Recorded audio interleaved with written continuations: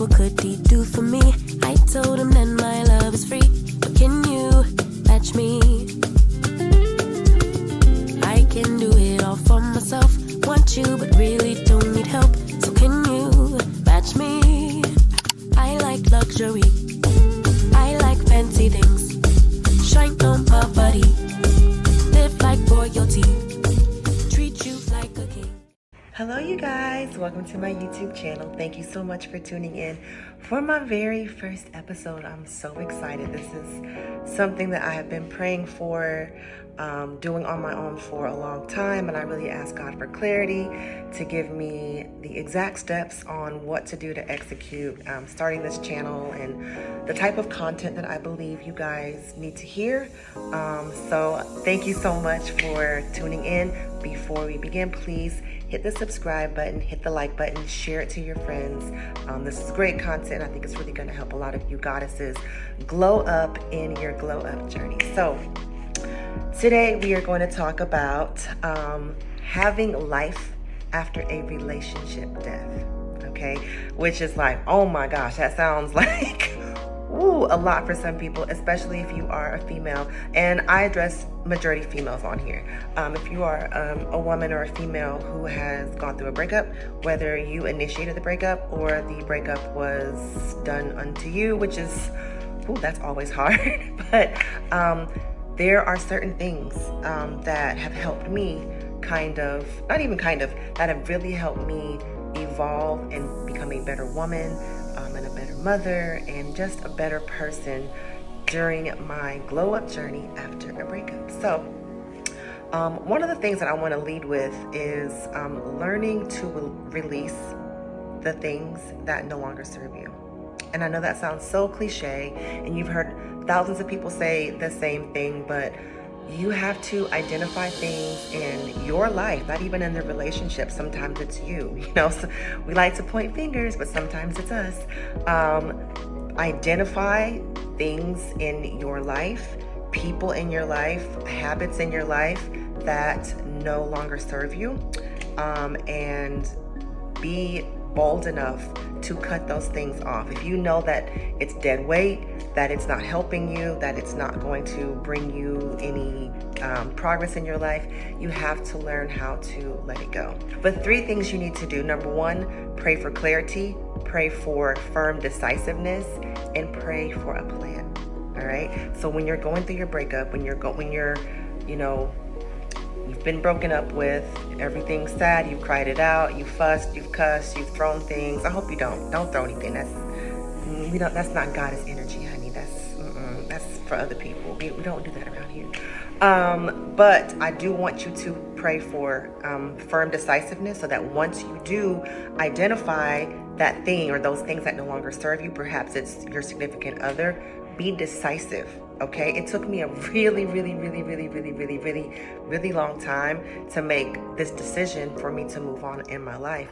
And I felt like had I made it sooner, I probably would have been in a better position. But hey, to each his own. Now I'm just teaching you what I have learned through experience. So number 1, pray for firm decisiveness. No going back and forth, no hemi-ha. Just trust that God will lead you into the right direction, into the right path. So pray for decisiveness.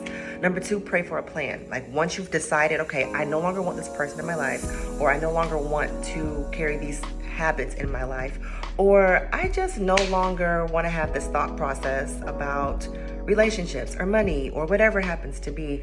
Once you are firm in your decision, then you have to pray for a plan that you're going to execute. So pray for a plan, and pray for a plan of action, and be, again, decisive in executing that plan of action. You have to ask yourself, like, what are my next steps? Where am I going to go? Where am I going to live? Like for me, I was living with my significant other. I then had to figure out, okay, where am I going to live?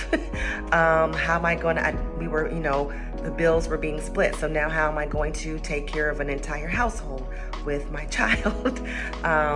If you happen to be a parent like I am with my past significant other, now you have to think about co-parenting. Like, how are you going to co-parent? Are you going to need help? who's going to help you. You have to know your partner's personality in order to be able to cohesively co-parent, is what I like to say. And then know their personality so that you're not surprised or taken off guard or disappointed if they do something outside of what you feel is a good co-parenting plan. You also need to find allies. And I don't mean allies as far as like a best friend that you just ramble off your complaints to. You need to have someone that is, one, keeping you accountable, okay?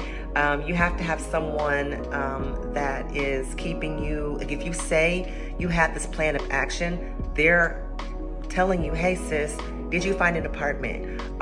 Did you find a second source of income? Like, this person is keeping you on top of what you said you're gonna do. Please, please, please. And it's really hard, y'all. It's so hard when you're going through a breakup not to complain, or like not to pick up the phone and just cry your heart out, or just pour your heart out to someone. Yes, do that in the beginning, but also know that the people who are there for you and should always be there for you, they're really not obligated to be your therapist. And if at a certain point you feel like you're draining someone because you are constantly talking about how much the person hurt you, or how much you don't like them, or how much, pain they've put you through, or whatever it is, it's time to find a therapist. So friends are great. Friends are amazing. Sometimes friends give biased opinions of the situation because they're your friends. So they may not give you the best advice when it comes to what you should do in your next step, because they're going to be looking out for you. They don't see that other person's side of the story. So you need someone who's going to have an unbiased opinion. I have a therapist. I talk to her once a month, maybe like twice a month. But she has helped me tremendously in just having these like aha moments where I just transform my way of thinking. I transform the way I make decisions. I transform who I decide to let in my life and in my space and around my energy. Like, please find a therapist. Please find a therapist.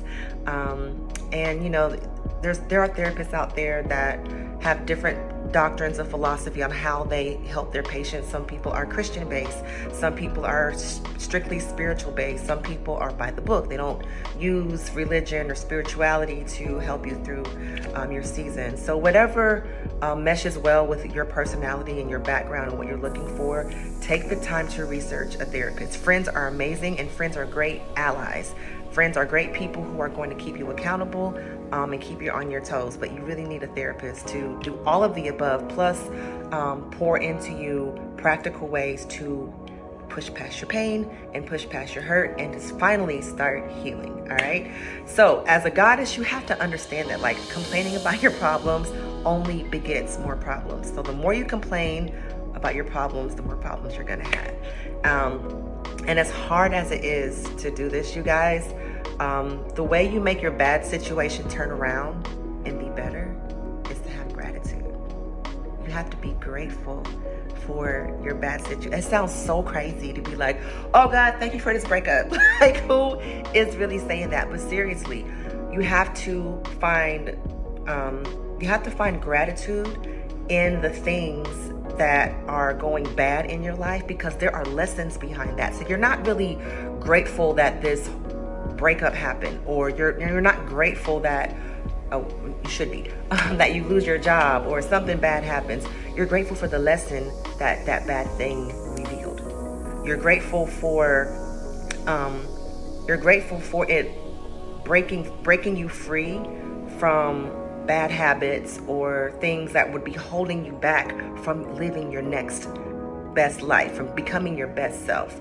So again, goddesses, we don't complain, okay? There are no complaints over here. We cannot afford to complain. When you complain, you get more problems. But when you start having gratitude, you start seeing your life change. You start seeing things, just the floodgates just open up. So it's really hard to do, I know, guys, but start expressing gratitude even in the midst of your storm, even in the midst of your heartbreak, even in the midst of your frustration, your anger. Start finding one thing to be grateful for. For example, I'm so grateful that, I was able to get through this breakup because it revealed to me that this person is no longer serving me and they're keeping me from my best life. And now that I've broken up with them, or now that we've gone in our separate directions, I'm seeing life in a whole new light. In fact, this is actually biblical. It's biblical. There is a Bible verse, and I have to go back and see it. I'll probably put it in the notes. But it says, "He who has gratitude, even more will be given unto him. But he who does not have gratitude, even what he has shall be taken from him." Now that's powerful. Like, forget what I just said. The fact that it's based in Bible and based in the root of the Bible, y'all, like that, the way it's written in the Bible makes you think about it in a whole nother light. So again, he who has gratitude, more will be given unto him, but he who does not have gratitude, even what he has shall be taken away. So remember that, you guys. So again, another example is, thank you, God, for revealing to me that this situation no longer serves me and for giving me the wisdom to let it go, because it's going to allow me to make room for what is truly for me. You see how you're able to give gratitude in a situation that would otherwise seem negative or dismal, right? So that is how you give gratitude in the midst of a situation that seems, not so positive. Now, once you have made these decisions, you've prayed for clarity, you've prayed for decisiveness, and you've prayed for a plan, and you've executed that plan, and you're working on yourself. Now you need to learn, sis, how to draw clear boundaries. I know we hear it all the time, draw boundaries, make sure that people don't disrespect you, but you need to draw boundaries in that past relationship and going forward. So what has helped me is having what's called no contact, which is hard because we share a son together. So only contact if you are co-parenting, only have contact with that other person if it has something to do with your child. If not, I don't care if you left a pair of underwear at their house, it was your favorite underwear. Baby, go to Victoria's Secret and get you some more, okay? Like, it's not that big of a deal. Sometimes we like to leave things just so we can have an excuse to, baby, cut it off. Okay, cut it off. So go no contact, or in my case, my scenario, limited contact. There's also a technique, especially if you're dealing with someone who kind of has like a strange personality disorder, like maybe narcissism, or they might be a little bit obsessive, or they might, be harmful to you. There is a technique called gray rock. Okay, gray rock is basically very basic answer. So in the event that you do have to go limited contact with someone, if they're asking you questions like, not even like how was your day, but say it's like a question that has to do with, I don't know, co-parenting. Hey, what time can I pick up little Joey? 2:00. Did you pack diapers in little Joey's bag? Yes. Do not give them more answers than what they're actually asking for. Yes, no, close-ended questions or close-ended answers, and that is it. And sometimes no answer at all. You just go no contact. But look it up. It's called the gray rock method, all right? And then 3, these are things that kind of helped me. During your time of solitude, I want you to start finding things that make you happy. You can honestly, when it comes to a breakup or moving on in your life and just, finding a new and a better version of you, you can do one of 2 things, right? You can sit around, you can cry about it, you can complain about it, you can have bags under your eyes, you can be negative, you can drain other people and just be like that ho-hum person, or you can put your big girl panties on, okay? And you can pour back into yourself and give time back into yourself, because sometimes in relationships, ladies, we tend to lose ourselves. We tend to lose ourselves in our partner.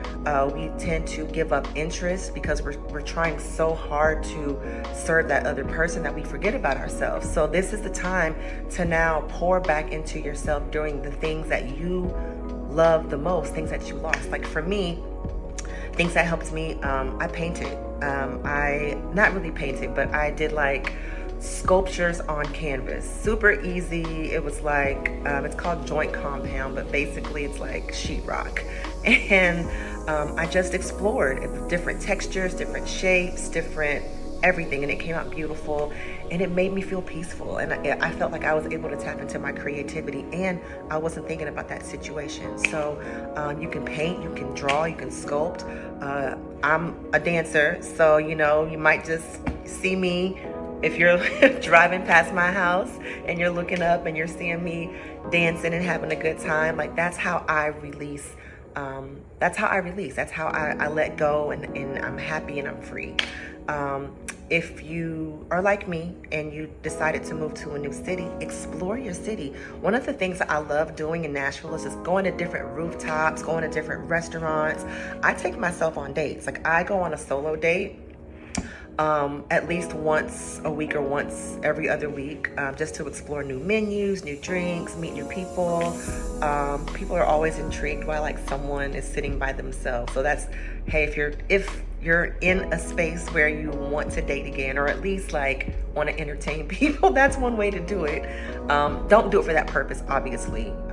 Do it to, like I said, pour into yourself and to give yourself some me time. I really, really, really enjoy my me time. All right, even right now, I'm in Miami. I've been here for a week for a conference, and I decided to extend my stay because I just really wanted some me time, and I wanted to film this content for you guys. So find things around your city to do, to explore your city. All right, I said before, like go on self dates or solo dinners. I do it all the time. I'm a foodie, so I'll like find a new restaurant and make a reservation for myself. I dress up, I put on makeup, I do my whole get ready with me. Like it's almost like I'm going on a date with a guy, but it's me. And you feel sexy and empowered and beautiful. So I really, I suggest taking yourself, your beautiful goddess self, on a date. And then, you know, work a little harder, to make a little bit more money, to invest in self-care.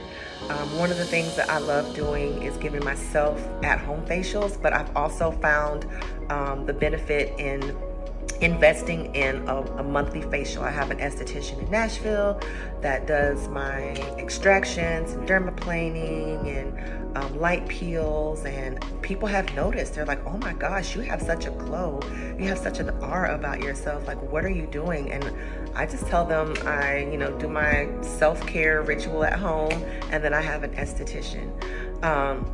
So again, do monthly facial appointments. Another thing that I love to do as far as like my self-care is, you know, I'm a fitness girl, but I like to find other things to do in fitness besides going to the gym and lifting weights. So I've been going to Pilates for a little bit over a year, and I love it. I love the way it transforms my body. It makes me look lean and toned. I'm a short girl, so I need anything to make me look lengthy and toned.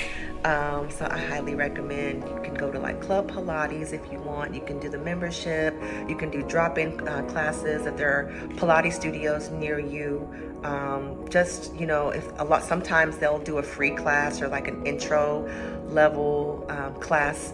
Y'all, whatever floats your boat, find something to move your body and make yourself feel good. And for me, it's Pilates and yoga. Now, this has really helped me, you guys. I have been on vitamin subscriptions, particularly Spoiled Child, okay? I'm not trying to like get a sponsorship. If they want to sponsor me, if y'all want to put a little ad on my YouTube, you can. But I really, really, really, really like Spoiled Child collagen. It's a collagen from Spoiled Child, and the flavor is lemon mango. Y'all, it's so good. I'm sorry, it's peach mango. Of course, they're not gonna give me no sponsorship, but y'all, it's peach mango or mango peach. It tastes so good, and I have seen such a dramatic improvement in my skin, the texture of my skin.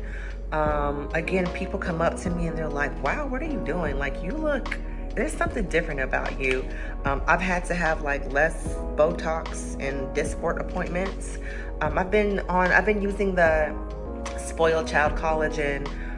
This is my third month. I'm going into my third month, and I'm giving it rave reviews. 10 out of 10, highly recommend. I believe if you do it on subscription, it's like a little less than like $40 a month. It's totally worth it. So any kind of vitamin subscription, things to help you feel healthy on the inside, holistic on the inside, highly recommend. All right. So now that we've worked on like the inside of our bodies and what we're doing, now it's time to start speaking life into yourself. You have to start speaking life into yourself using positive affirmations, manifestations, and meditation. Again, another term for speaking life into yourself is manifestation. And I actually use an app called Manifest. I've been using the Manifest app since November.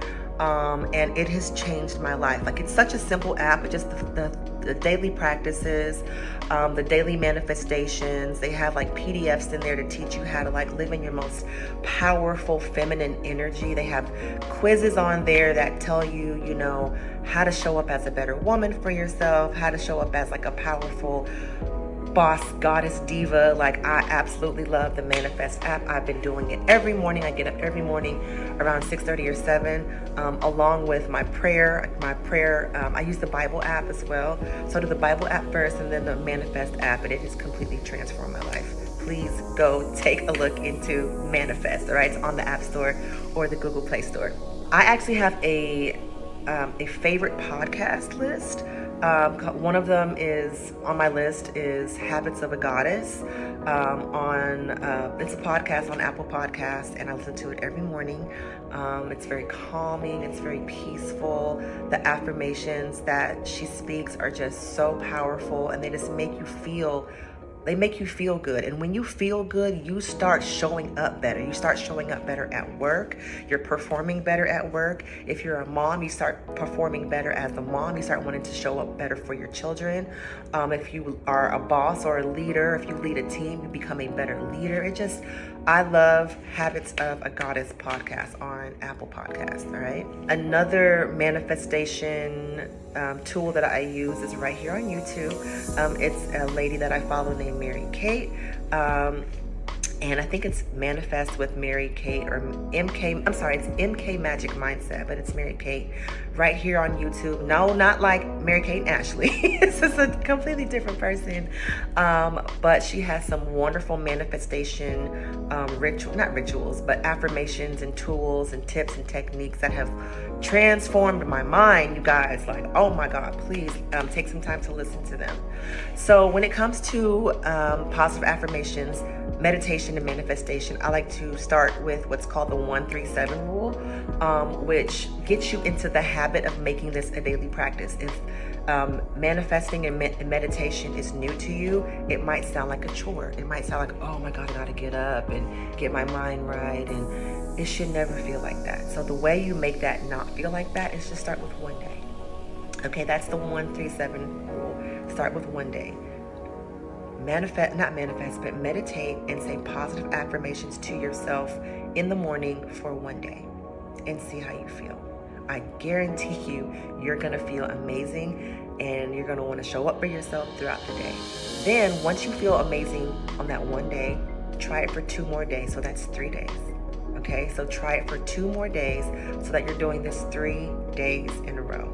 All right, and I promise you guys, you are gonna see such a positive change. Just the way that when you speak life into yourself and you speak life into your situation, they say life and death lie in the power of the tongue. That is so true. Whatever you're speaking to yourself, you're emitting an energy into the atmosphere to attract exactly whatever it is that you speak. The same thing with the law of gratitude. What if you're putting complaints out in the atmosphere, you're going to get, bad things coming to you. If you're putting gratitude out in the atmosphere, you'll start seeing your life just be blessed in so many different directions. So that's 1, 2, or 1, 3. Okay, so 3 days. And then once you start feeling yourself, like you start getting these compliments from people are like, something's different about you. Something's changed. And you feel it in yourself, but other people see it in you. You're not going to see it in yourself first. Other people will see it in you. And then you start kind of like just really feeling yourself. Now let's try to make it to 7 days. All right. So 1 day, 3 days, and then 7 days. That's the 1-3-7 rule. If you can do this, if you can meditate, say positive affirmations to yourself, and start manifesting things, set 7 days in a row. Now the 1-3-7 rule really ties into the rule when it comes to making things a habit. They say it takes 21 days for something to become a habit. So if I were to tell you in the beginning, sis, you need to meditate every day and pray every day and say positive affirmations to yourself every day for 21 days, you're like, oh my God, that's a lot. I just got over this breakup. I'm trying to, take my vitamins, drink my water, go to Pilates. Like, that's a lot, right? All you have to do is scale it back to the first day. So 1 day, then 3 days, and then 7 days. Now let's put these numbers into magic, right? So what's 1 times 3? 3. 3 times 7? 21. You got 21 days. So if you're doing this for 7 days in that 1 week, and you're like, wow, I'm seeing some positive affirmation or positive changes in my life, you start becoming addicted. It's like you want to continue. It's like a chase. You want to continue to chase that high of all of these positive things happening in your life because you're speaking life into yourself. So you do it for the first 7 days. Now push yourself, challenge yourself to do it for 7 more days. Now you're at 14. Once you're in it for 2 weeks, it's almost like, baby, there's really no going back. Let me do it for 7 more days. And once you hit that 21-day mark, it's almost like getting up and brushing your teeth. It's like getting up and washing your face. I mean, I hope y'all get up and wash your face and brush your teeth every day, but it becomes natural and you start to feel off. Have you ever said to yourself, man, I feel off because I didn't pray today, or I feel off because I didn't do my, positive affirmations or manifestations? That's a real thing. And you don't ever want to go a day without doing it, even if it's not at the same time every day, even if you have to go run to the bathroom really quickly, even if you're driving in your car and you turn on Habits of a Goddess podcast just to hear these things, you immediately start feeling back into your zen. You start feeling back on again, all right? So that is the 1-3-7 challenge, which essentially turns into 21 days, which makes things a habit, all right? So thank you for coming to my very first episode. I hope you guys enjoyed it. Please, again, like, share, save, subscribe. Send to your BFF, send to your accountability partner, send to your tribe, to your allies, to your village. And I will see you on the next episode.